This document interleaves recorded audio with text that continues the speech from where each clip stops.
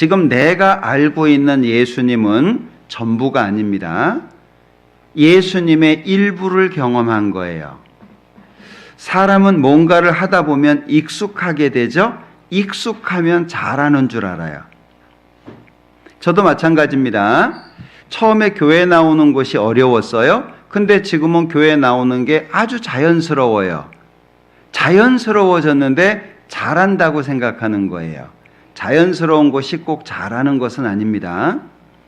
예수님의 일부를 내가 지금 경험하고 있는데 신앙의 시간이 이렇게 길어지게 되면 마치 내가 예수님을 다 아는 것처럼 착각하는 경우가 생겨요. 오직 우리의 시민권은 하늘에 있는지라.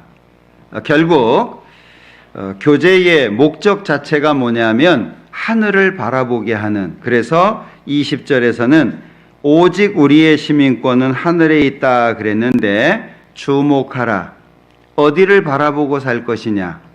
구원을 받은 사람들의 시선이 어디에 있어야 될 것인지를 여기에 말씀하고 있습니다. 그래서 1절에 기뻐하라는 말씀을 통해서 나의 기쁨의 근거는 어디에 있는지를 고민해 볼 필요가 있겠죠. 나는 무엇으로 기뻐하고 있느냐라고 하는 거예요. 3절에서 그리스도 예수로 자랑하라 그랬는데 참된 자랑은 예수님이잖아요. 나는 진정 예수님으로 자랑하고 살고 있는가? 저는 처음에 구원을 받고 기도하는 것이 좀 창피했던 시절이 있었어요.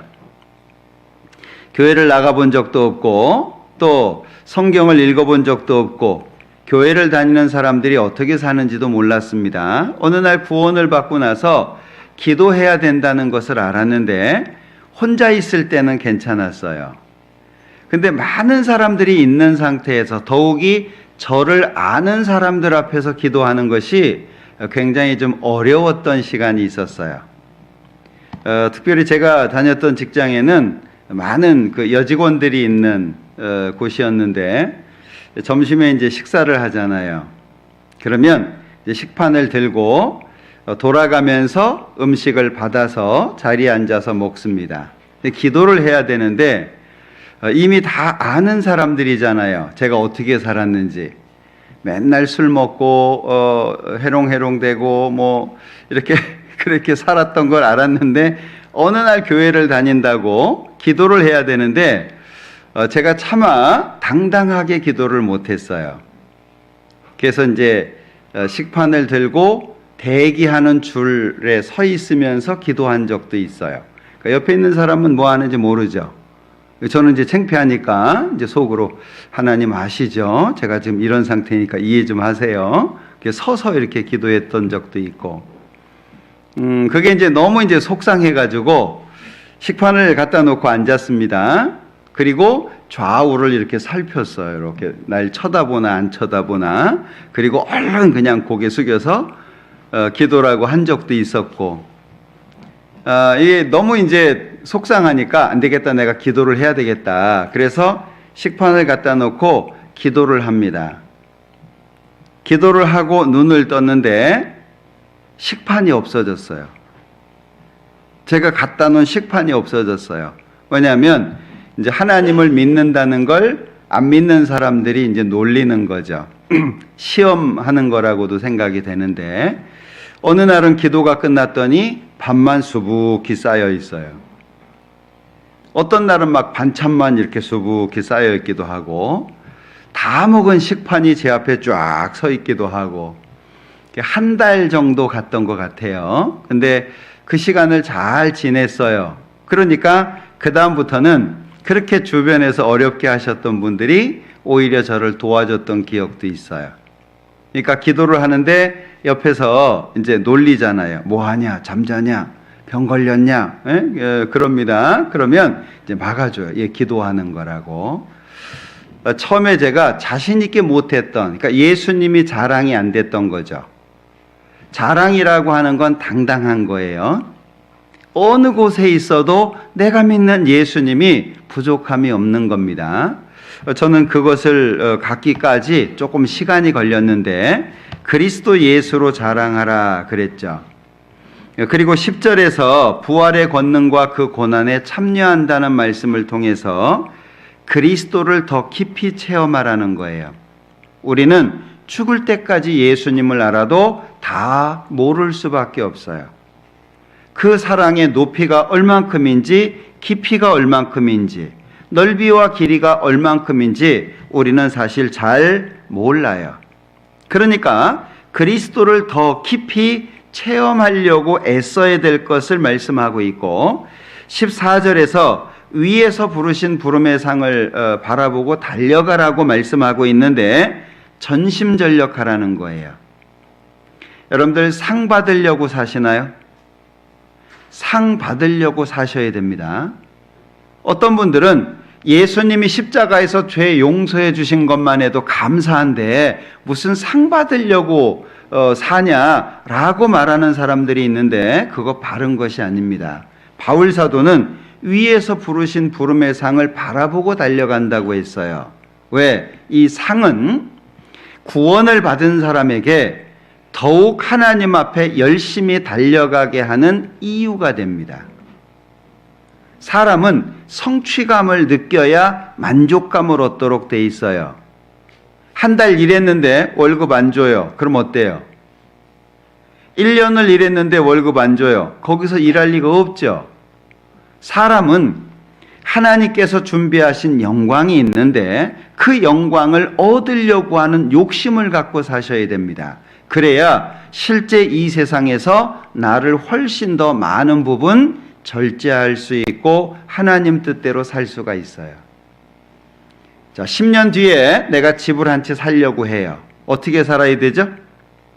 아껴야 됩니다. 돈도 아껴야 됩니다. 사고 싶은 것도 안 사야 됩니다. 어쨌든 돈을 모아서 집을 살려고 해야 돼요. 그런데 아무런 목적이 없는 사람은요, 아낄 필요가 없죠?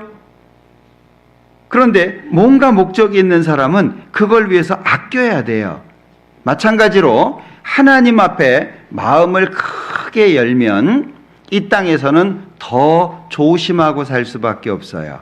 그걸 여기 14절에서 말씀하고 있는 겁니다. 전심전력해라. 하나님을 향해서 최선을 다해서 달려가라. 그리고 17절에서는 나를 본받으라 그랬잖아요. 나를 본받으라, 이 말씀을 통해서 누군가가 나를 본다는 걸 기억하라는 거예요. 나도 누군가를 보고 배웁니다. 그러면 나도 누군가를 보고 배웠는데 또 다른 사람이 나를 보고 배울 거 아니에요. 그러면 나 같은 사람 만들고 싶어요? 아니면 바울 사도 같은 사람을 만들고 싶어요? 나 같은 사람을 만들고 싶어요? 나같이 되면 안 됩니다. 바울 사도처럼 살도록 해야 되잖아요. 그래서 내가 바울 사도가 걸어간 것처럼 그렇게 살려고 하는 거예요. 나를 본받으라, 이 말씀은 누군가가 나를 보고 있다는 걸 말해주는 거예요. 그래서 우리가 말하는 거, 행동하는 거, 얼굴 표정까지도, 사람과의 관계도 누군가가 지켜보고 그렇게 배워요. 집사님이 그렇게 했으니까, 먼저 구원을 받은 형제 자매님들이 그렇게 하니까 마치 그것이 맞는 것처럼 따라갈 수밖에 없죠. 그럼 먼저 구원받은 사람이 짜증을 잘 내면 저래도 되나? 먼저 구원을 받은 사람이 아주 날카롭고 싸나워요. 저래도 되나? 우린 누군가에게 본이 될 수 있다는 것을 기억하셔야 됩니다. 그리고 20절, 21절에서는 결국을 주목해라. 우리는 영원한 천국 갈 거 아니에요. 지금 이 땅에서는 유대인도 있고 헬라인도 있고 뭐 그렇습니다. 그러나 하나님 앞에 가면 유대인이나 이방이나 이런 게 없어요. 민족적인 개념이 없어집니다. 하나님처럼 완전해져서 영원한 천국에서 사는 거잖아요. 그죠? 그러니까 결국을 주목하고 살아라. 이 땅은 잠깐이고 영원한 세계가 있다는 것을 마음속에 생각하고 살라는 것을 이 빌립보서 3장에서 교훈을 받을 수 있습니다. 그 중에 여기 16절, 오직 우리가 어디까지 이르렀든지 그대로 행할 것이라. 왜 이 말씀을 하냐면 15절 때문에 그래요.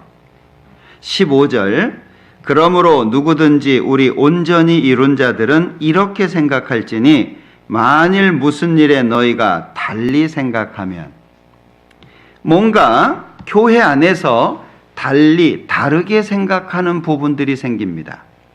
어제도 잠깐 말씀을 드렸지만 많은 사람들이 모일수록 생각이 많죠.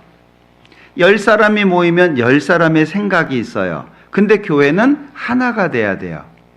예수님 안에서 하나가 돼야 됩니다. 그런데 10사람이 모여서 어떻게 한 사람이 하나가 되죠, 생각이? 10가지의 생각이 한 가지의 생각으로 모아져야 되잖아요. 여기 달리 생각하면, 교회 안에서 다르게 생각하는 부분들이 생겼을 때 어떤 마음을 가져야 되느냐라고 하는 거예요. 15절 다시 봅니다. 그러므로 누구든지 우리 온전히 이룬 자들은 이렇게 생각할지니 만일 무슨 일에 너희가 달리 생각하면 하나님이 이것도 너희에게 나타내시리라. 그러면 많은 다른 생각이 하나의 생각으로 모아지기 위해서 필요한 게 뭐죠? 하나님 앞에서 모든 문제의 해결을 하나님 앞에서 해라, 그 얘기예요. 문제가 생기는 것은 사람을 보기 때문에 그래요. 환경을 보기 때문에 문제가 생겨요. 어떤 문제가 생겼을 때 하나님 먼저 생각해라, 그 얘기예요. 어떤 일이든지 하나님 앞에서 생각을 해야 되는데, 내가 오래 살아왔으니까 내 경험, 나는 많이 배웠으니까 내 지식, 그리고 나는 한국 사람이니까, 나는 남미 사람이니까, 미국 사람이니까, 여기는 미국이니까. 사람이 간사하다는 거 아시죠? 사람이 간사하고 간교합니다. 뭔가 유익이 될 때에는 여기는 미국이야. 조금 불리할 땐 나는 한국 사람이잖아.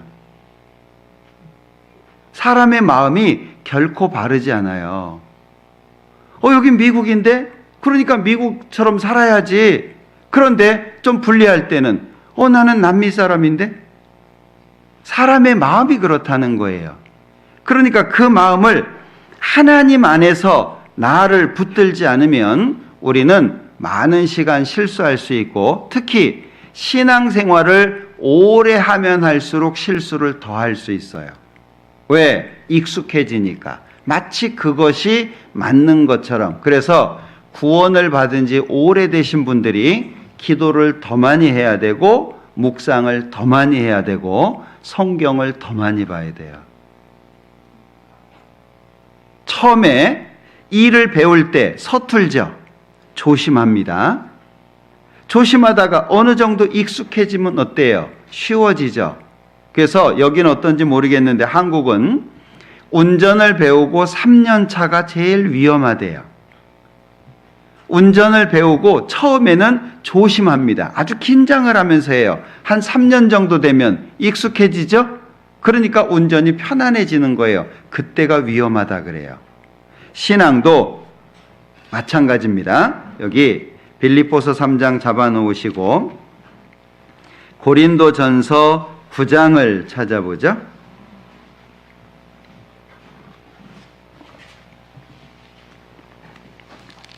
고린도전서 9장 24절입니다.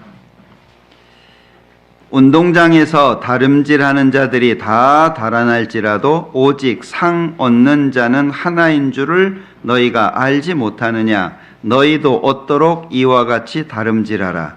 여기 한 사람만 상 받는다 그 뜻은 아니죠. 상을 받는 사람이 한 사람인데 너희가 그 한 사람이 되도록 노력해라 그 뜻이에요. 한 사람만 상 받으니까 나머지는 포기해라 그 얘기가 아니라, 상을 한 사람이 받는데 그 한 사람이 누가 돼야 되냐? 내가 돼야 된다. 그 마음으로 살아라 라고 하는 겁니다. 왜? 이 땅에는 마귀가 있어요.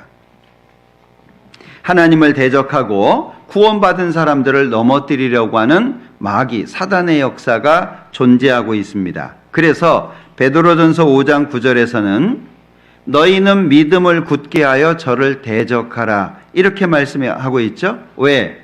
이 세상에 있는 너희 형제들도 동일한 고난을 당하는 줄을 안다. 사단의 역사 속에, 마귀의 역사 속에 구원을 받은 사람들이 고난을 당하는데 구원받은 사람들은 동일한 고난이다. 왜? 마귀가 있어서. 그래서 마귀를 대적하라고 말씀하고 있고, 에베소서 4장 27절에서는 마귀로 틈을 타지 못하게 하라. 이 마귀가 뱀을 통해서 역사했잖아요. 뱀의 특징이 뭐죠?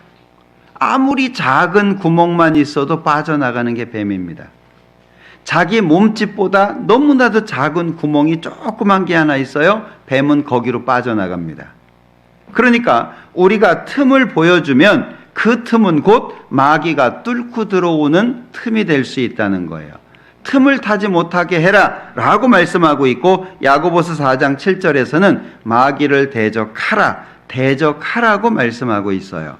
그러니까 우리는 전심전력하지 않으면 실제 신앙생활이 어렵게 될 수 있다는 거예요.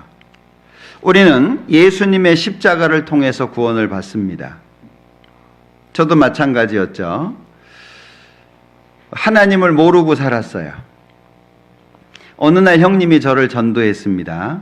저는 예수님이 너무 싫었어요. 왜? 예수 안 믿고도 잘 살고 있었는데 굳이 왜 예수를 믿어야 될까? 이유도 몰랐습니다.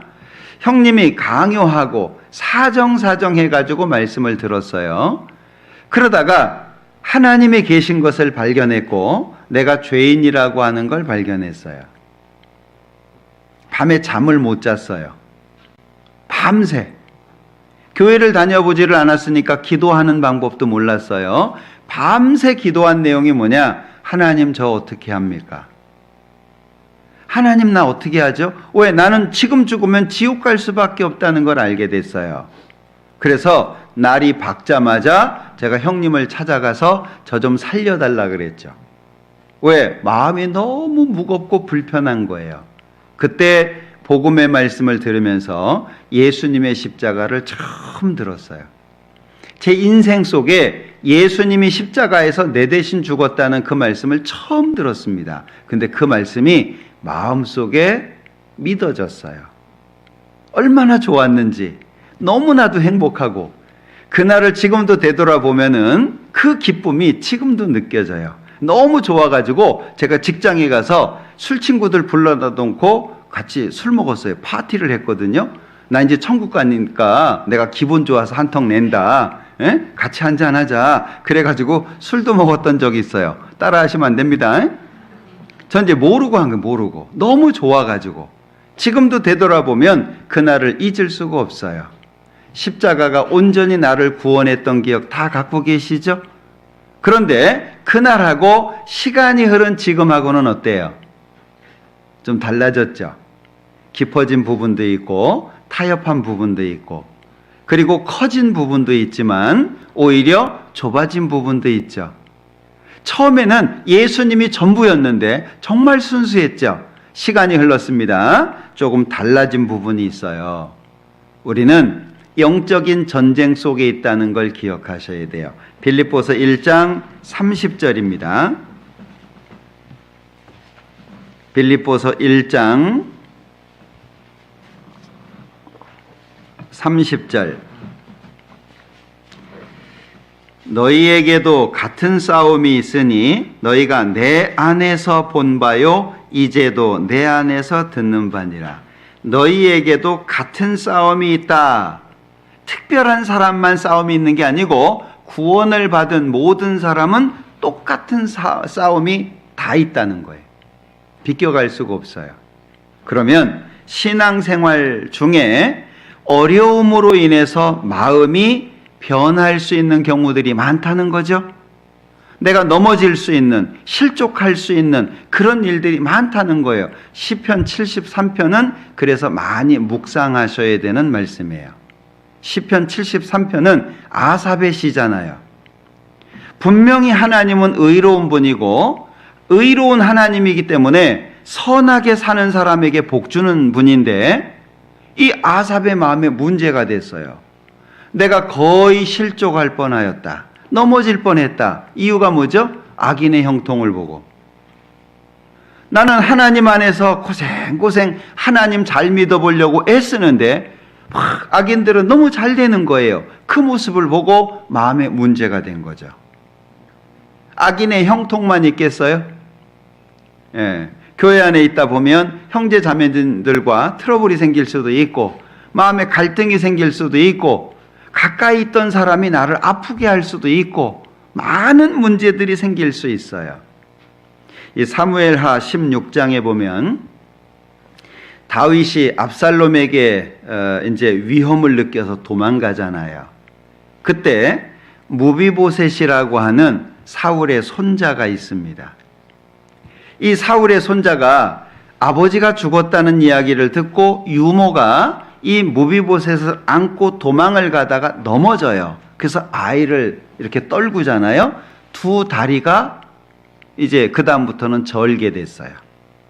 걸음을 제대로 못 걷는 사람이에요. 그런데 이 무비보셋에게 시바라고 하는 종이 있어요. 다윗이 도망을 가는데 시바가 찾아온 거예요. 짐승들도 갖고 먹을 것도 갖고 찾아옵니다. 야, 네 주인은 왜 안 왔냐? 아, 우리 주인이 말하기를요, 이참에 이 사울의 나라가 자기에게로 돌아올 거라고 얘기합니다. 다윗이 그래? 그러면 무비보셋에게 있는 재산 전부 다 네 거다. 이 주인에게 있던 재산을 시바에게 다 준 겁니다. 다윗이. 이 다윗이 나중에 왕권을 회복해가지고 돌아오잖아요. 그때 무비보셋이 다윗을 만나러 가요. 그러니까 다윗이 이제 마음이 불편할 거 아니에요. 그러니까 다윗이 이제 좋게 대하지를 않죠. 근데 무비보셋은 다윗이 도망가는 날부터 머리를 꾸미지도 않고 발에 맵시 내지도 않고 옷을 빨지도 않고 도망가는 다윗을 따라가지는 못하죠. 장애가 있으니까. 그러나 마음으로 함께했던 그 모습을 쭉 설명합니다. 이 무비보셋의 마음이 어땠을까요? 자기 종 시바가 모함을 한 거예요. 거짓말을 한 겁니다. 이 무비보셋이 말에 안장을 놓고 올라타고 가려고 하는데, 아이고 주인님 발이 불편하잖아요. 도움이 안 돼요. 내가 가서 대신 얘기해 줄게요. 그래 놓고는 주인을 모함한 거예요.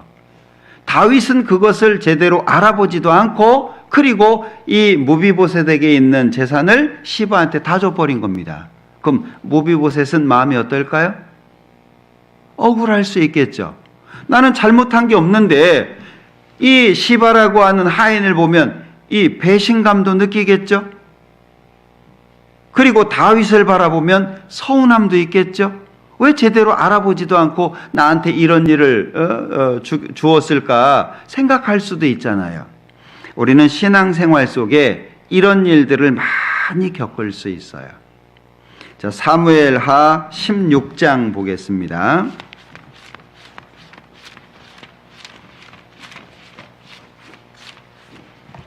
사무엘하 16장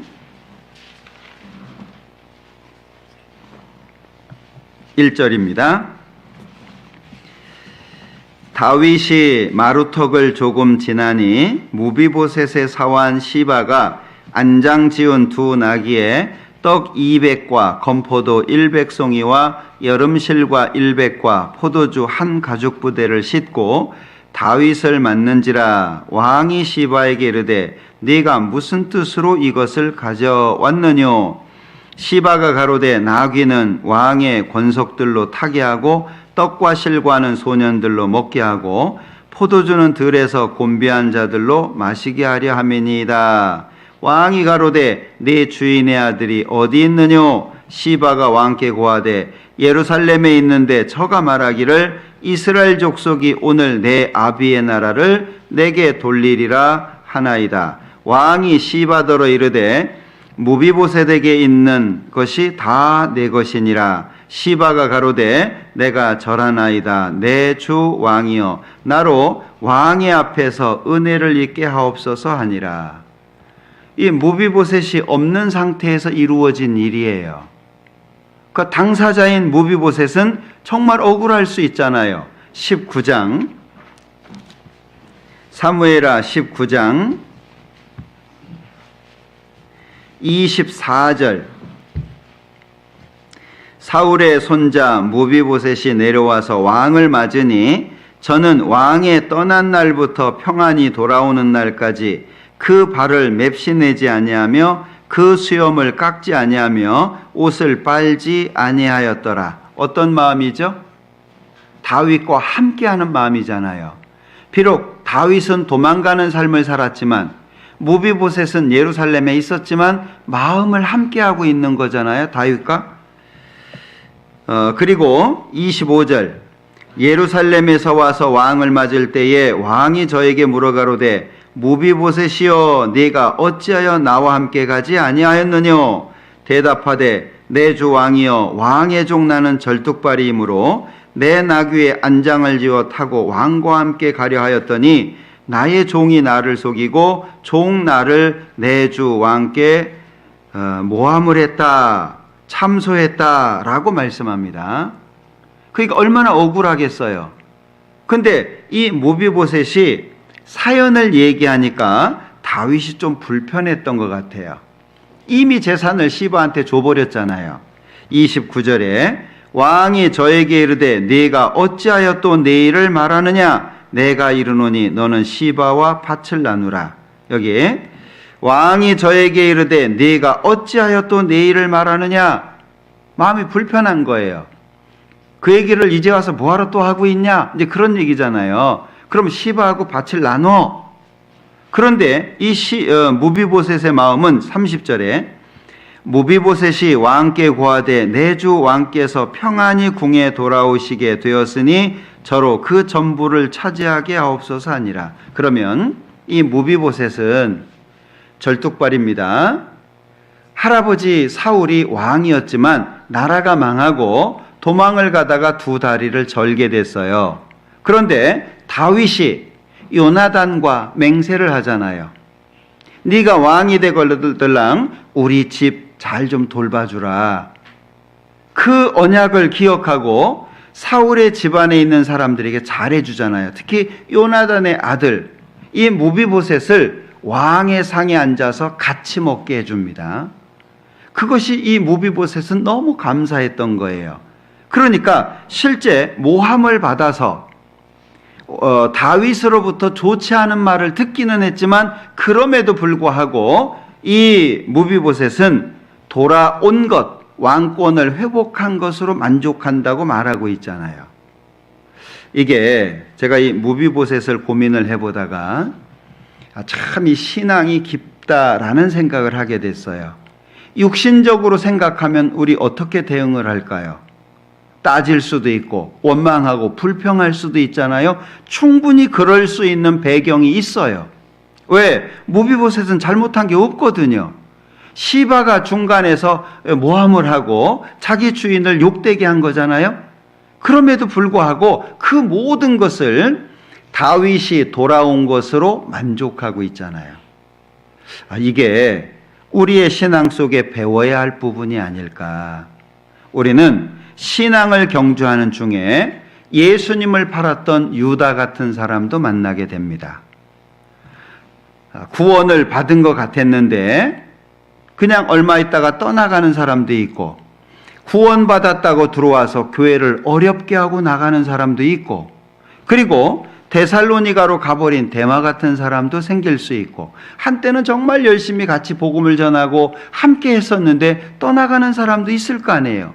그리고 신앙의 삶 속에 그리스도 예수의 일을 구하지 않는 사람들도 있을 거예요. 자, 빌립보서 2장입니다.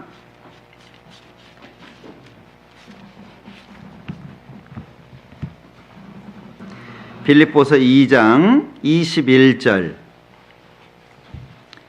저희가 다 자기 일을 구하고 그리스도 예수의 일을 구하지 아니하되, 자기 일은 잘하는데 그리스도 예수의 일을 구하지 않는다. 이런 사람들도 있겠죠? 그런가 하면 3장 18절 내가 여러 번 너희에게 말하였거니와 이제도 눈물을 흘리며 말하노니 여러 사람들이 그리스도 십자가의 원수로 행하느니라. 자기를 구하는 사람들도 있지만 십자가의 원수로 행하는 사람들도 있죠. 그런가 하면 고린도후서 4장 2장과 4장에서 하나님의 말씀을 이익의 재료로 삼는 사람들도 있고, 하나님의 말씀에다가 뭔가를 자꾸 섞어가지고 잘못된 것을 전하는 사람들도 있잖아요. 신앙의 삶을 살다 보면 어려운 일들이 많이 생기는데, 저는 이 마태복음 11장을 한참 고민을 했었던 때가 있어요. 찾아보죠. 마태복음 11장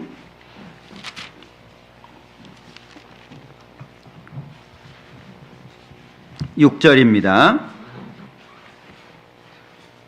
마태복음 11장 6절. 누구든지 나를 인하여 실족하지 아니하는 자는 복이 있도다. 여기 나가 예수님입니다. 어떤 사람은 예수님 때문에 지옥 가는 거예요.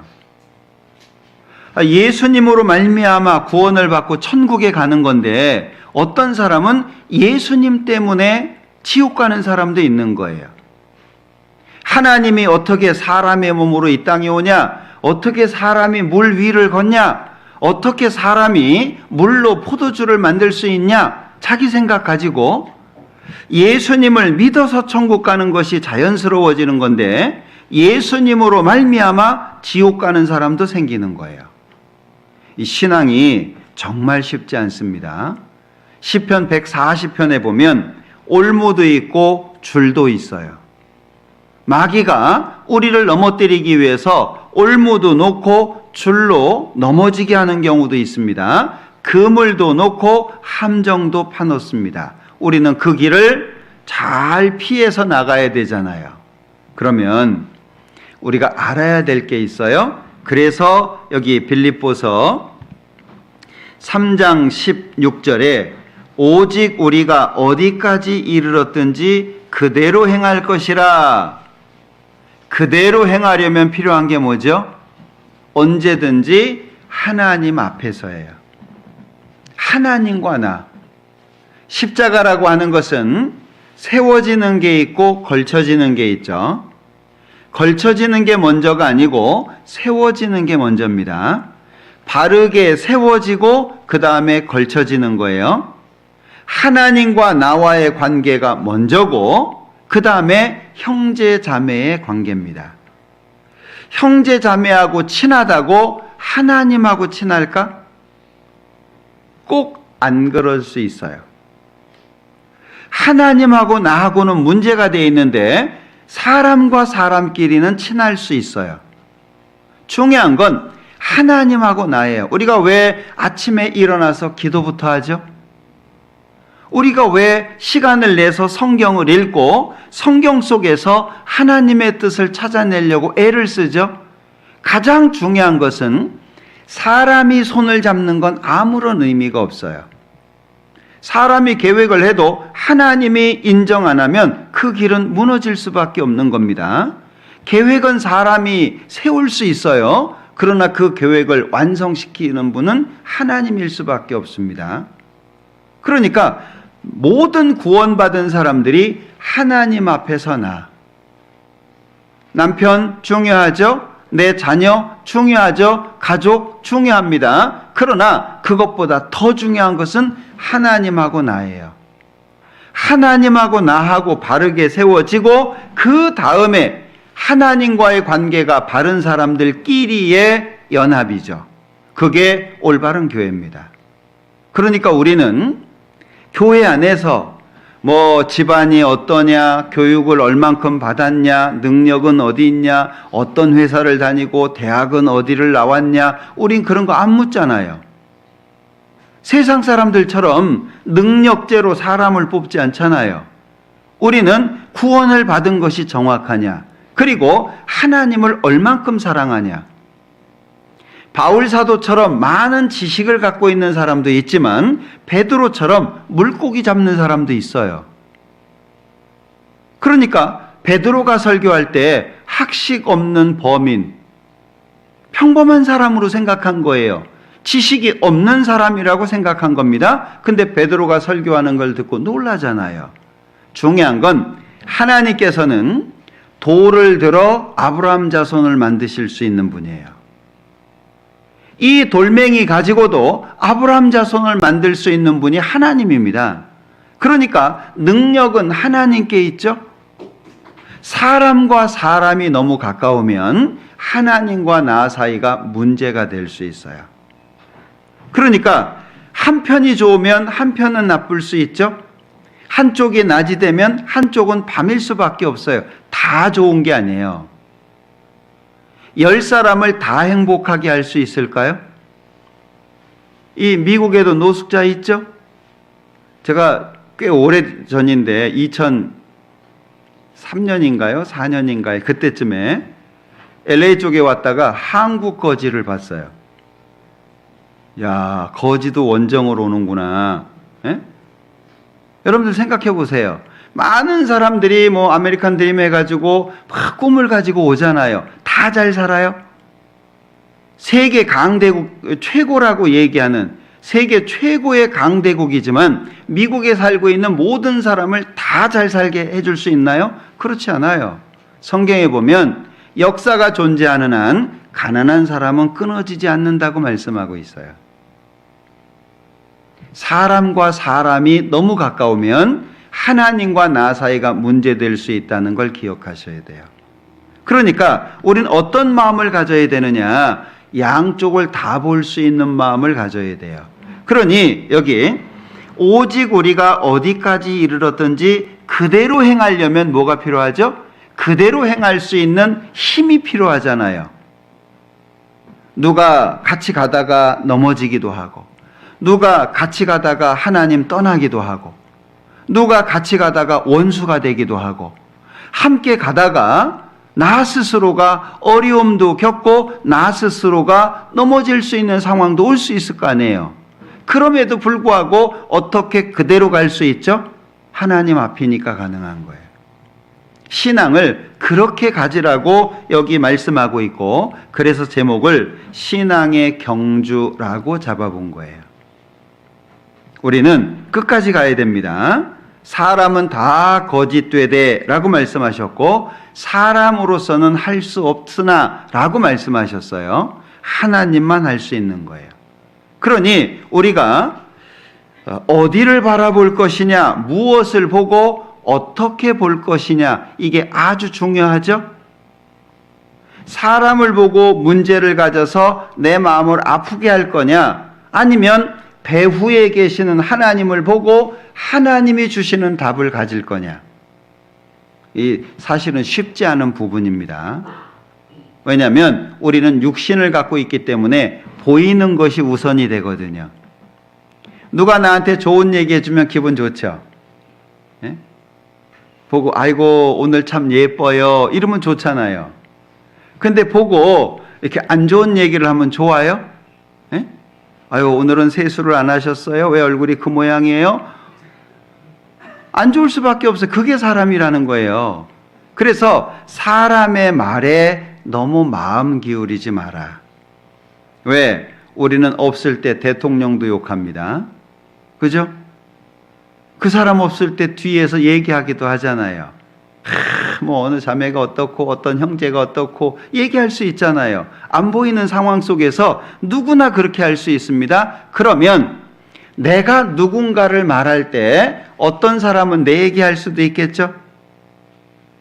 내가 딴 사람 얘기를 한다는 것은 누군가가 내 얘기를 할 수도 있는 거잖아요. 마음 두지 마라 그 얘기예요.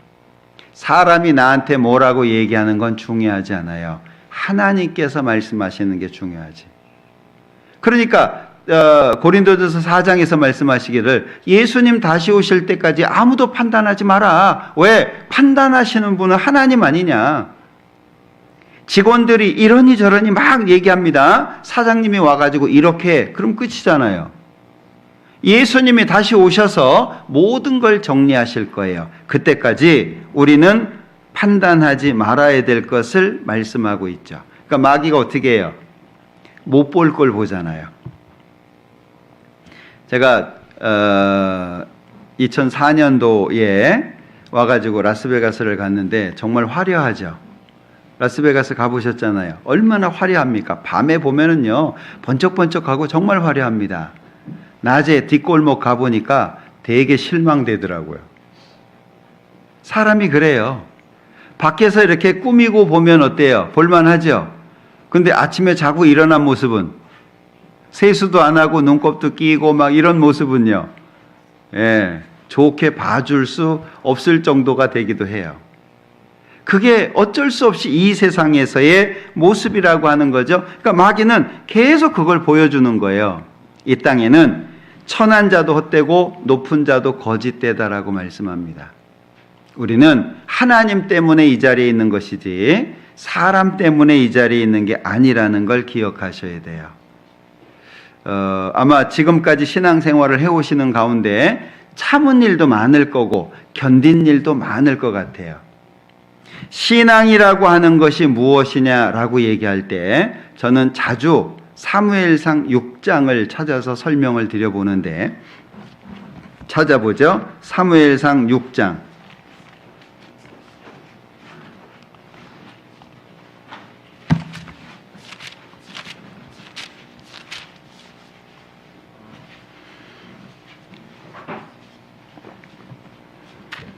사무엘상 6장 10절입니다. 그 사람들이 그같이 하여 젖나는 소 둘을 끌어다가 수레를 메우고 송아지들은 집에 가두고 여호와의 궤와 및 금쥐와 그들의 독종 형상을 담은 상자를 수레 위에 실으니 암소가 베세메스 길로 바로 행하여 대로로 가며 갈 때에 울고 좌우로 치우치지 아니하였고. 이 말씀을 많이 찾거든요. 신앙생활이 뭐냐? 신앙생활은 이 모습과 같다. 자, 이스라엘 백성들이 블레셋과 전쟁을 했습니다. 전쟁에 졌어요. 법궤까지 뺏겨버렸습니다. 이 법궤가 블레셋 지방을 돌아다니는데 법궤가 가는 곳마다 재앙이 내리는 거예요. 그러니까 블레셋 사람들이 야, 이 법궤를 돌려보내야 되겠다. 그런데 우연일 수도 있지 않겠냐.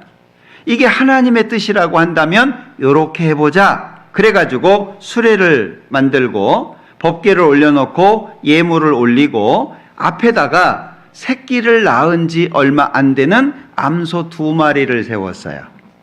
그리고 새끼들은 집에다가 가두어 둔 거예요. 그리고 앞에는 인도자가 없어요. 그리고 보내는 거예요. 만약에 이 소 2마리가 하나님의 뜻이라고 한다면 이스라엘 땅으로 곧장 갈 것이고, 이게 우연히 이런 일들이 생긴 거라면 이 젖나는 소, 어미소들은 누구한테 가야 돼요? 새끼한테 가야 돼요. 왜? 새끼한테 젖 줘야 되잖아요. 젖나는 소 둘이라고 표현하고 있죠. 그런데 이 소가 이스라엘 땅으로 가는데, 베세메스로 가는데 바로 행한다 그랬죠. 곧장 이스라엘 땅으로 갑니다. 특징이 있어요. 어떻게 가죠? 울면서 가요. 왜 울까요? 좌우로 치우치지 않고 곧장 가는데 울면서 가는 거예요. 왜 울어요? 새끼가 있잖아요. 새끼한테 먹이를 줘야 되는 거예요. 젖을 줘야 되는 거예요. 그런데 눈에 보이지는 않지만 앞에서 누가 끌고 가셔요? 하나님이 끌고 가시잖아요. 그러니까 이스라엘 땅으로 곧장 가는데 이게요, 울면서 갈 수밖에 없는 거예요. 그게 신앙생활이다 그 얘기예요. 그런데 14절에 보면 수레가 베세메스 사람 여호수아의 밭 큰 돌 있는 곳에 이르러 선지라 무리가 수레에 나무를 패고 그 소를 번제로 여호와께 드리고. 제가 이 내용을 읽다가요, 한참 하나님을 오해한 적이 있었어요. 야, 하나님 너무 심하다. 할 일 다 했으면 새끼들한테 보내주고 젖 먹이게 하면 얼마나 좋겠냐. 근데 그걸 또 잡아가지고 번제로 드려? 이게요, 한동안 이해가 안 됐어요. 야, 하나님 너무 심하신 것 같다. 하나님 너무 냉정하신 것 같다. 라는 생각이 들었어요. 그런데 하나님께 바쳐진 것은 누구도 못 쓴다는 거 아시죠? 예를 들어서 뭔가를 넣어가지고 하나님께 드렸잖아요. 이거는 아무 사람 누구도 못 써요. 그래서 깨버리는 거예요. 이 수레에다가 법궤를 싣고 앞에 암소가 있다는 얘기는 하나님께 바쳐진 걸 의미하는 거예요. 그걸 다시 사람이 쓰지를 못해요. 하나님 앞에 임무를 완수했어요. 이스라엘 땅까지 갔어요. 그 다음에 수레를 쪼개가지고 불을 떼워서 이 소들을 잡아가지고 번제로 하나님 앞에 바쳤어요. 그게 신앙생활이에요. 우리의 신앙생활이 싫든 좋든 이게 우리가 걸어가야 될 길입니다. 그래서 로마서 12장에서는 영적인 예배를 이렇게 말씀하고 있죠. 로마서 12장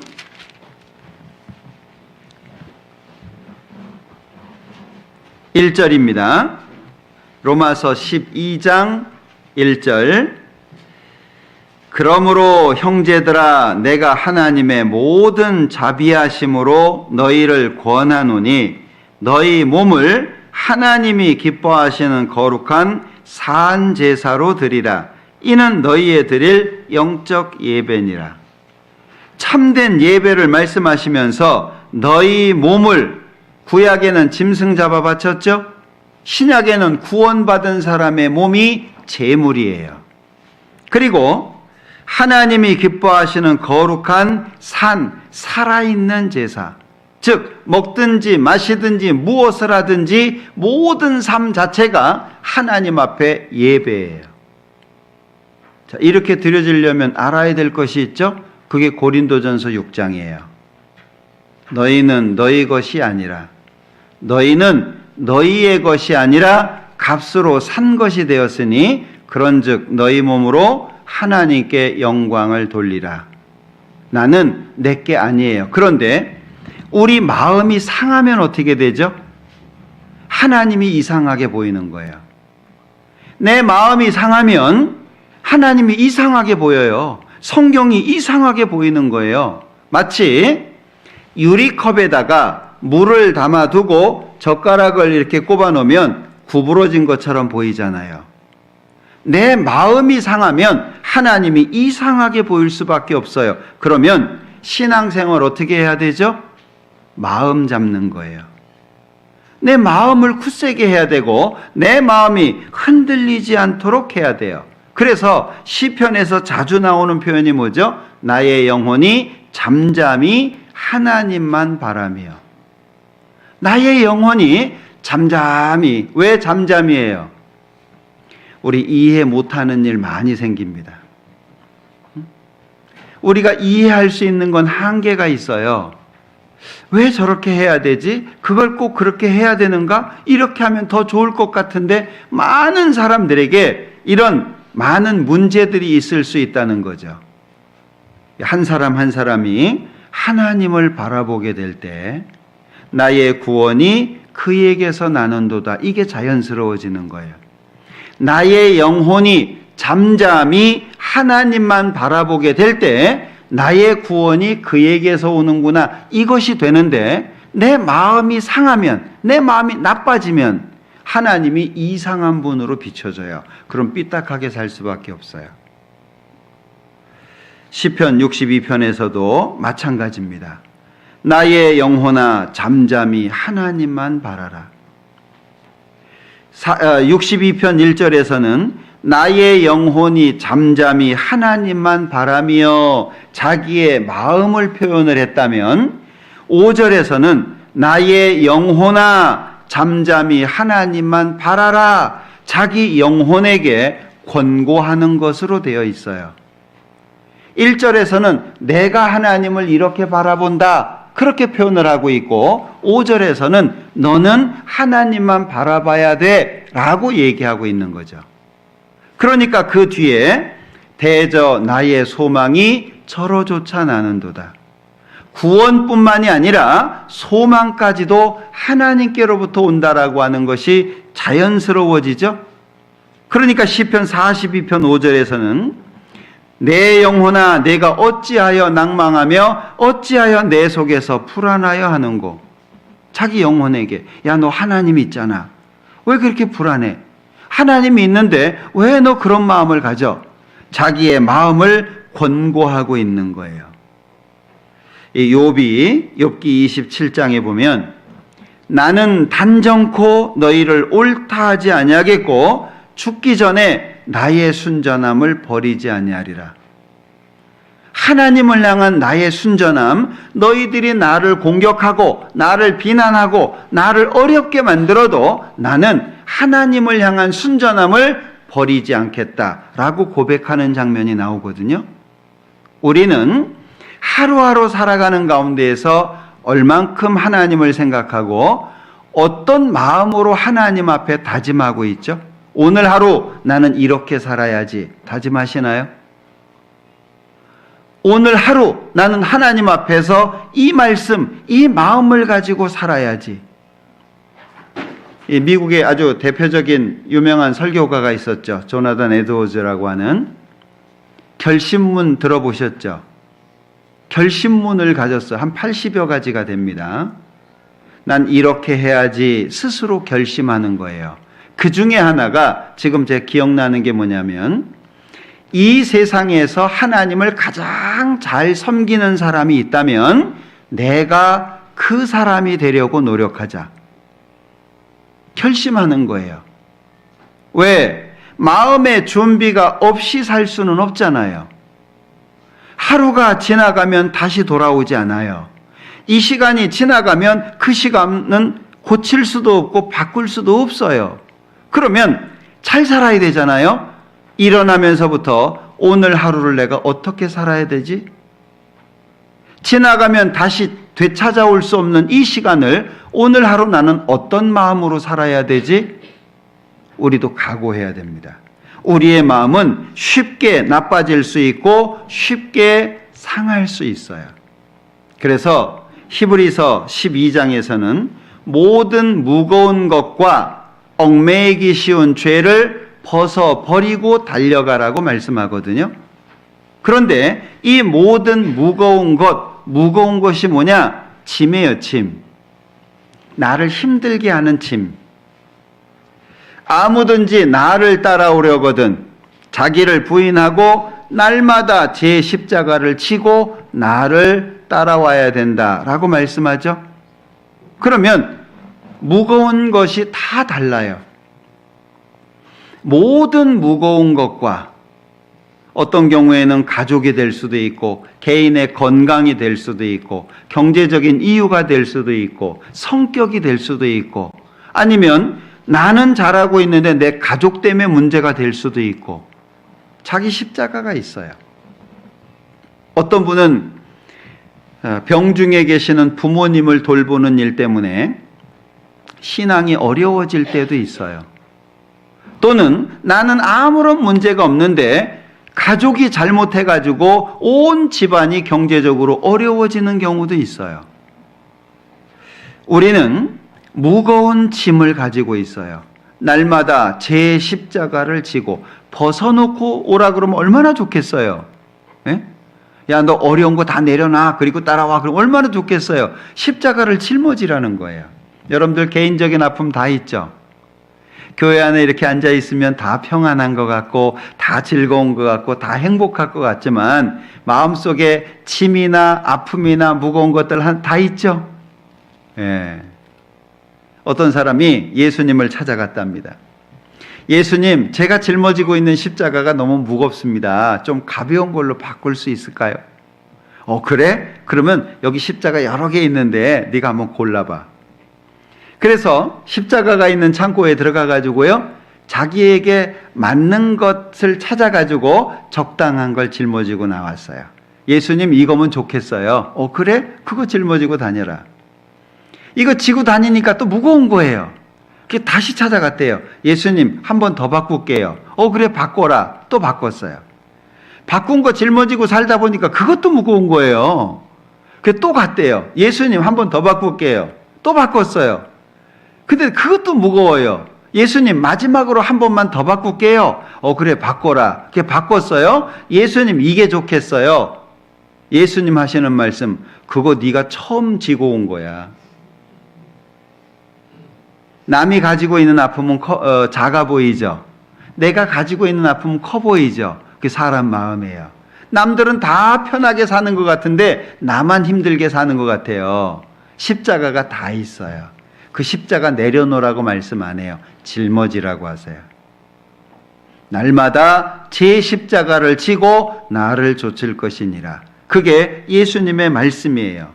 그래서 구원을 받은 사람들은 부르심을 받은 그대로 주 안에 거하라. 구원받은 사람은 함부로 여기저기 움직이는 게 안 맞아요. 직장을 바꿀 때 기도해야 되고 이사할 때 기도해야 되고, 구원받은 사람은 그냥 이리저리 자기 육신에 이끌려서 옮겨 다니면 안 되는 사람들이라고 하는 걸 아셔야 돼요. 버리기 싫은 취미가 있을 수도 있죠. 다른 건 다 잘하는데 게임을 못 끊는 분도 있더라고요. 다른 건 다 잘해요. 근데 게임에 매여 있는 사람이 있어요. 이 마니아라고 하는 말이 좋은 건 아닙니다. 어디에 빠져서 사는 거 이게 좋은 게 아니에요. 우리는 그리스도에게 빠져야 될 사람들인데 엉뚱한 거에 빠져가지고 도박을 하고 술을 하고 마약을 하고 담배를 피고 이런 건 구원받은 사람들한테 안 맞는 거예요. 어울리지 않아요. 우리는 주님 앞에 끝까지 가야 됩니다. 설사 1등을 못한다라고 할지라도 완주해야 돼요. 조금 느리더라도 끝까지 갈 수 있어야 됩니다. 그래서 마라톤이 1등, 2등, 3등 등수도 정해지지만 끝까지 뛴 사람은 완주 메달이 주어지는 거예요.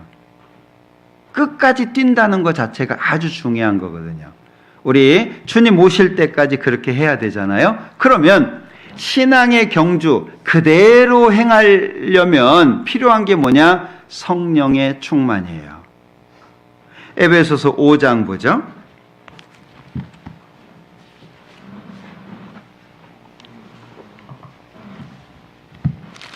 에베소서 5장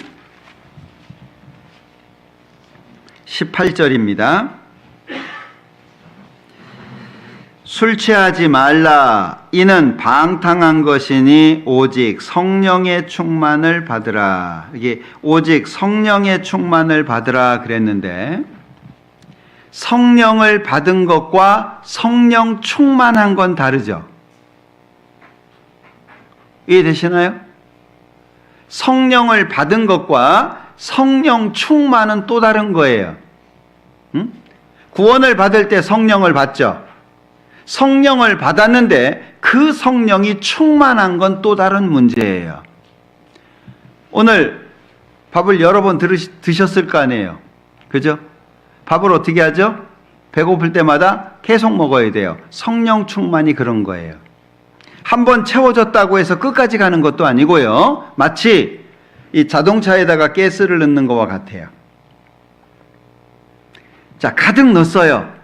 계속 달려가다 보면 이 가스가 줄 거 아니에요. 그럼 또다시 집어넣어야 되고 때 되면 또다시 집어넣어야 돼요. 그게 성령 충만이에요. 그러면 성령 충만이 왜 필요하냐? 고린도전서 2장 고린도전서 2장 12절입니다. 고린도전서 2장 12절. 우리가 세상의 영을 받지 아니하고 오직 하나님께로 온 영을 받았으니 이는 우리로 하여금 하나님께서 우리에게 은혜로 주신 것들을 알게 하려 하심이라.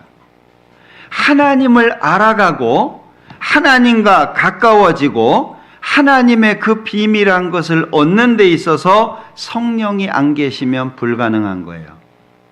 성령을 통해서 하나님의 것을 얻는 것이 우리입니다. 그래서 여기 13절에 우리가 이것을 말하거니와 사람의 지혜에 가르친 말로 아니하고 오직 성령에 가르친 것으로 하니 신령한 일은 신령한 것으로 분별하느니라. 10절에도 말씀하고 있죠. 오직 하나님이 성령으로 이것을 우리에게 보이셨으니 성령을 통해서 하나님의 것을 우리에게 알도록 하신다 그 얘기예요. 그러면 성령 충만하기 위해서 뭐가 필요할까? 어떻게 해야 성령이 충만할까? 이걸 우리가 알아야 되잖아요. 왜? 성령이 충만해야 요한복음 14장에 말씀하신 것처럼 가르치시고 생각나게 하셔요. 가르쳐 주실 뿐 아니라 이미 배웠던 것을 생각나게 해주시는 분이 성령이라고 말씀해요. 예수님께서 마태복음 16장에 제자들에게 물었습니다. 사람들이 나를 누구라고 하더냐? 그러니까 좋은 얘기 다 했죠. 뭐 선지자 중에 하나라고 합니다. 두 번째 질문을 하셨어요. 너희는 나를 누구라고 하느냐? 베드로가 얘기했죠. 주는 그리스도시요 살아계신 하나님의 아들이십니다 라고 고백을 했어요. 그때 예수님 뭐라 그래요? 바요나 시몬아 내가 복이 있다. 이것을 네게 알게 한 이는 혈육이 아니다. 혈육이 아니라 하나님 아버지께서 하늘에 계신 하나님께서 알게 해주신 거라고 말씀하고 있어요. 성령이 충만해야 가르침을 받을 수 있고 생각나는 일이 있을 수 있는데, 그러면 성령 충만하기 위해서 뭘 해야 될까? 우리가 이 부분이 좀 약하다고 할 수 있는데 첫 번째가 기도예요. 바쁠수록 기도할 시간이 없죠. 어떻게 기도하는 시간이 잘 주어지던가요? 기도하는 시간 잘 안 주어지죠. 왜? 바빠요. 아침에 일어나기 바쁘고 저녁 늦게까지 일하고 돌아오면 피곤하고, 기도라고 하는 것은 좀 여유가 좀 필요한 것 같아요. 마음의 여유도 필요하고 몸도 그렇고, 그래야 차분히 뭔가 생각하고 기도를 할 수 있는데 지금 현대 사회는 너무 바빠요. 밥 먹을 때 어떤 기도 하시나요? 잘 먹겠습니다. 그리고 끝나나요? 이 구원받은 사람들의 기도는 너무 중요한 부분이거든요. 왜냐하면 기도를 해야 자기가 보여요. 사람이 자기를 발견한다는 게 쉽지 않거든요. 기도를 할 때 하나님 앞에 내가 보이는 거예요. 나의 단점도 보이고 부족한 부분들, 내가 하나님 앞에 어떻게 살고 있는지. 옆에 있는 사람이 지적하면 기분 나쁩니다. 왜 그 정도밖에 못 사세요? 더 열심히 살아야지요. 옆에서 얘기하면 기분 나빠요. 그런데 기도하다 보면 내가 부족하구나, 그걸 스스로 알게 돼요. 그러면 누가 지적해서 아는 것보다 스스로 알게 되면 어쩌죠? 고치기가 훨씬 좋아요. 누가 말하는 것보다 스스로 고치는 것이 쉬워져요. 기도가 그래서 필요합니다. 기도를 안 하면 자기가 하나님 앞에 어떤 모습인지 모르게 됩니다. 왜 교만해집니까? 기도 안 하는 거예요. 기도를 안 한다는 것은 하나님의 도움이 필요 없다는 얘기이기도 하지만, 하나님이 나에게 있어서 하나님이 안 되는 거예요. 왕이 행차하면 엎드립니다. 옛날에 이 페르시아 제국 같은 경우에는요, 왕이 있는데 누군가가 허락도 없이 들어오잖아요. 그러면 시위하고 있던 군사들이 칼을 빼서 목을 칩니다. 아무나 왕 앞에 못 옵니다. 그러니까 왕이 행차하면 다 엎드릴 수밖에 없는 거예요. 하나님이 안 되니까 하나님으로서의 권위, 하나님으로서의 능력, 하나님으로서의 신적인 그 위엄이 있잖아요. 그걸 인정하지 않으면 기도 안 해요. 기도 안 하면 내가 누군지를 몰라요. 잘 못하고 있는데 그걸 못 봐요.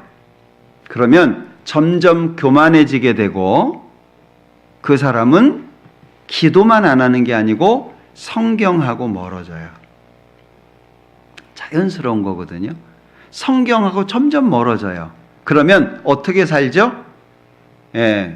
지금까지 살아왔던 익숙해진 마음과 생각 가운데 삶을 살게 돼요.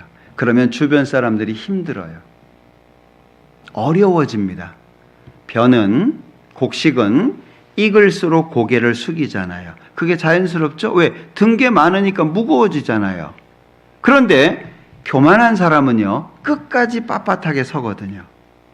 자기가 중심이 돼야 되고 자기가 최고가 돼야 되고 누구든지 내 말 들어야 되고 내 생각대로 해야 되고, 그럼 충돌될 수밖에 없어요. 우리가 성령 충만하기 위해서 필요한 게 뭐냐? 무릎 꿇는 시간이 많아져야 돼요. 저도 이 기도하는 문제 때문에 계속 애쓰고 있거든요. 기도가 정말 쉽지 않아요. 제가 지금까지 신앙생활 해오면서 제일 길게 했던 기도는 11시 정도부터 기도하기 시작해가지고 5시까지 한 적이 있어요. 새벽 5시까지. 왜 그렇게 길게 했냐? 뭐 특별한 일이 아니고요. 11시부터 기도하다가 정신을 놓쳤어요. 무릎 꿇고 기도를 하다가 정신을 놓쳤어요. 언제 잠들었는지도 모르겠어요. 이렇게 무릎 꿇고 이렇게 잠이 든 거예요. 기도하다가, 그냥 기도하던 중에 발이 너무 저려서 깼어요. 그게 5시예요. 그래서 제가 지금까지 기도한 것 중에 제일 길게 한 기도인데, 기도 쉬워요? 정말 쉽지 않습니다. 육신이 피곤하기도 하고, 또 정확하게 기도하는 내용이 정해져 있지 않으면 했던 말 또 하고 했던 말 또 하고 그럽니다. 그러니까 기도 제목을 쓰라고 하잖아요. 내가 뭘 기도해야 될지 내용을 쓰라고 하잖아요. 기도는 하나님을 향한 간구이기도 하지만 개인적으로는 아주 큰 훈련이거든요. 지금도 마찬가지예요. 제가 살이 쪄가지고 무릎 꿇는 게 힘들어졌어요. 그래서 그걸 알았는지 요즘에는 기도 의자가 또 나왔어요. 기도 의자라고 보셨어요? 무릎을 딱 꿇고요, 엉덩이를 받쳐주는 의자가 생겼어요. 무릎 꿇으면 너무 이렇게 아프니까. 정말 어렵습니다. 어렵기 때문에 능력이 있는 거예요. 어렵기 때문에 해야 되는 거예요.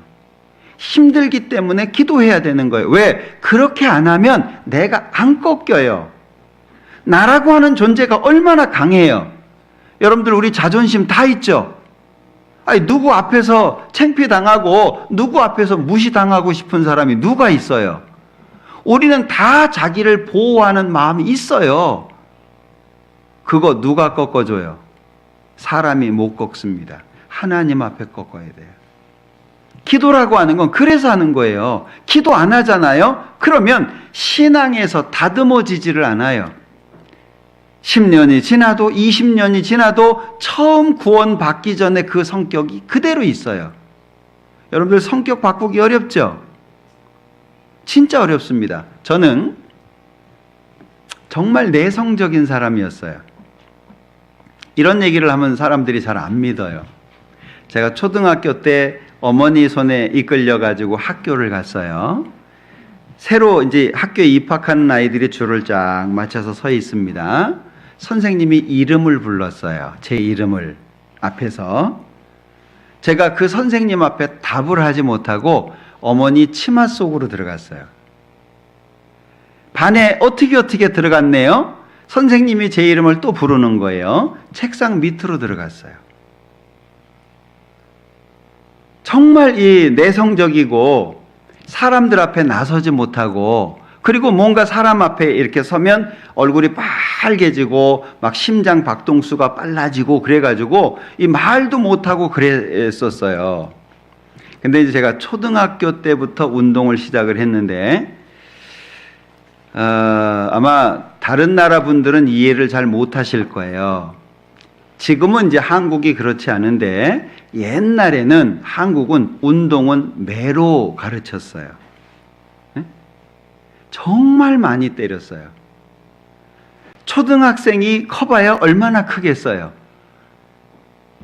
제가 하고 싶어서 한 것도 아니에요.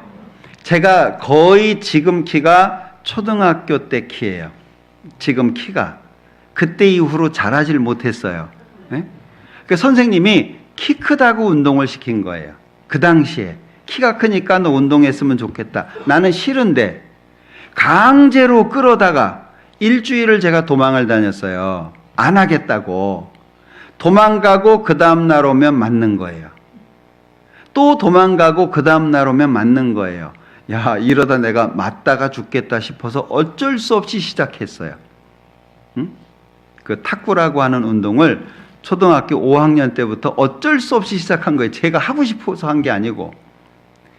그런데 이 마음에도 안 들고 하고 싶지도 않고 그러니 운동이 잘 되겠어요? 또 못한다고 때리네.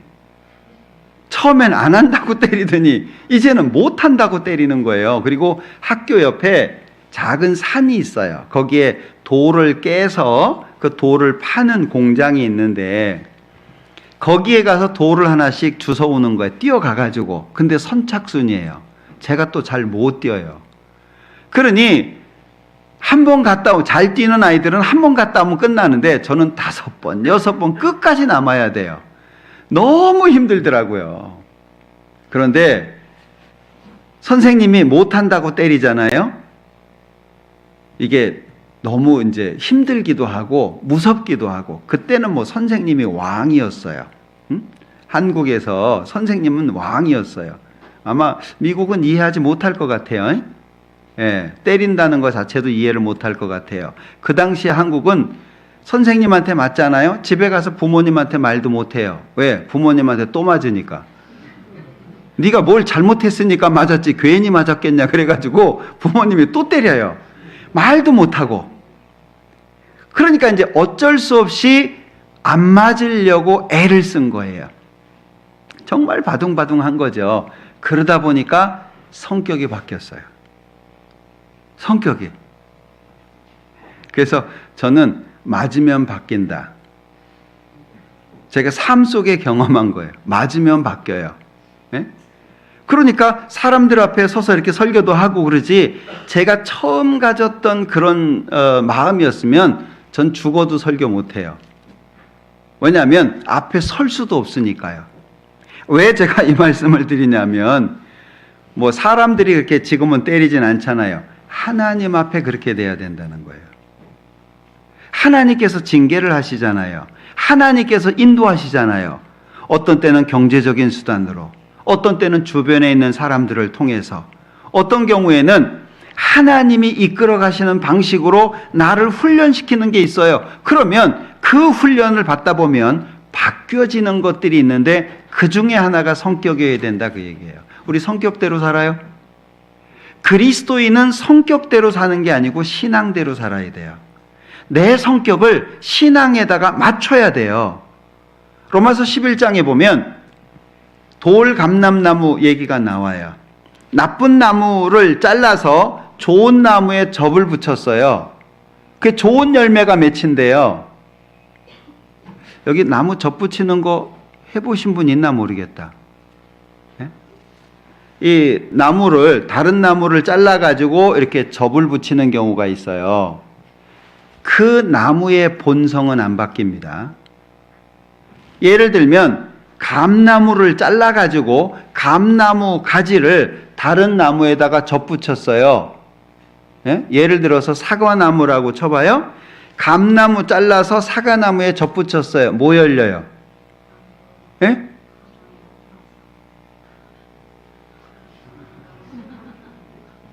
감으로 대답하지 마시고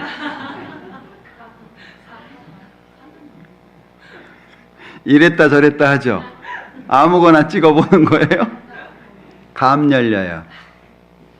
그 본성이 안 바뀌어요. 다시 말하면 나쁜 나무 잘라서 좋은 나무에 접을 붙인다고 해서 좋은 열매 맺히는 게 아니다, 그 얘기예요. 그게 로마서 11장 얘기예요. 이거 잘못 이해하면은요, 나쁜 나무 잘라서 예수님 좋은 나무에 접붙여가지고 좋은 열매 맺는다 이렇게 얘기하는데, 실제 접붙이는 걸 아시는 분들은 그거 틀리다는 걸 알아요. 되게 몰라서 그렇지. 그런데 어떻게 나쁜 나무가 좋은 나무에 접이 붙어서 좋은 열매를 맺을까?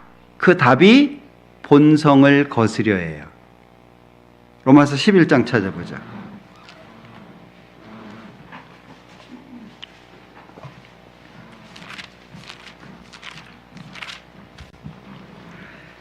로마서 11장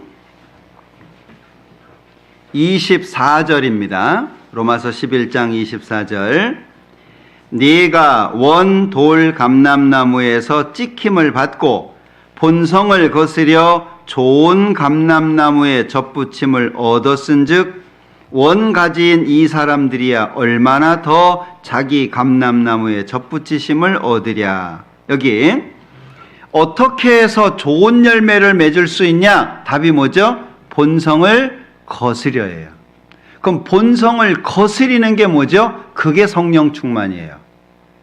내 각오를 가지고 내가 다짐을 한다고 해서 삶이 바뀌는 게 아니라 본성을 거스릴 수 있는 힘을 주님으로부터 받아야 돼요. 그게 성령 충만이다 그 얘기예요. 그래서 기도해야 돼요. 우리는 기도 시간이 너무 작습니다. 기도를 힘쓰고 애써서 하는 것이 너무 적어요. 예수님께서 겟세마네 동산에서 십자가를 앞두고 기도하시잖아요. 어떻게 해요? 힘쓰고 애써서 기도합니다. 이마에서 떨어지는 땀방울이 땅에 떨어지는 핏방울처럼 됩니다. 천사가 내려와서 힘을 도왔잖아요. 그렇게 힘들게 기도하셨어요. 구원의 역사가 그래서 이루어지잖아요. 나를 어떻게 죽여요? 내가 보통 강한데 얼마나 강해요 내가. 자존심도 강하고 남한테 뒤지고 싶지도 않고 막 얼마나 강해요. 강한 만큼 무릎 꿇어야 돼요.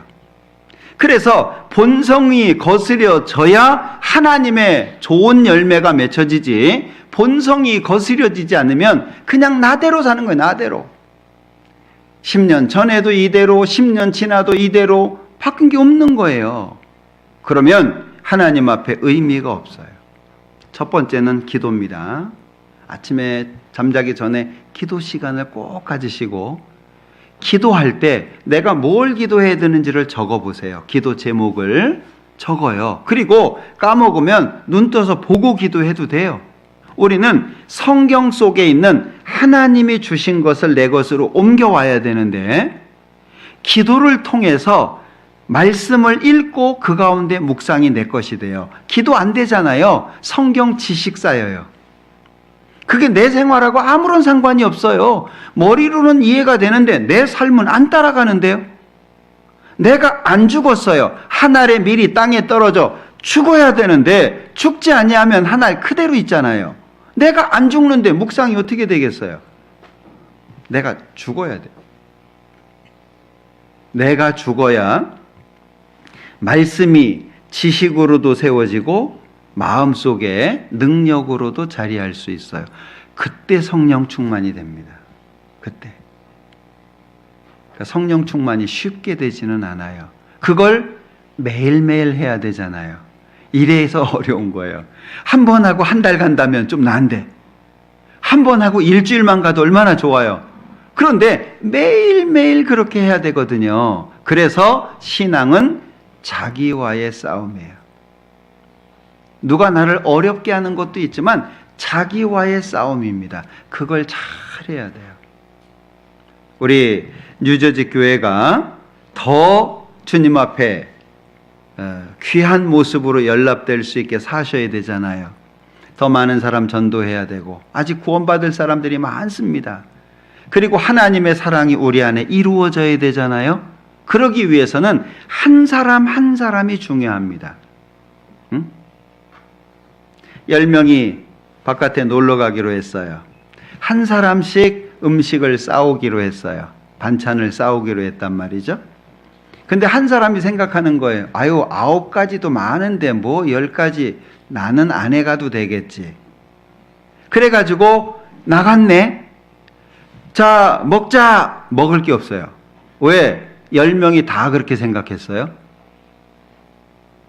한 사람 한 사람이 얼마나 중요한데, 나라고 하는 존재가 하나님 앞에 얼마나 중요한데, 나는 여호와 보시기에 존귀한 자입니다. 존귀에 처하나 깨닫지 못하는 사람은 멸망하는 짐승 같다 그랬어요. 내가 얼마나 소중한 존재인데 내가 없으면 세상도 없는 거예요. 내가 없으면 천국이 무슨 이유가 있어요.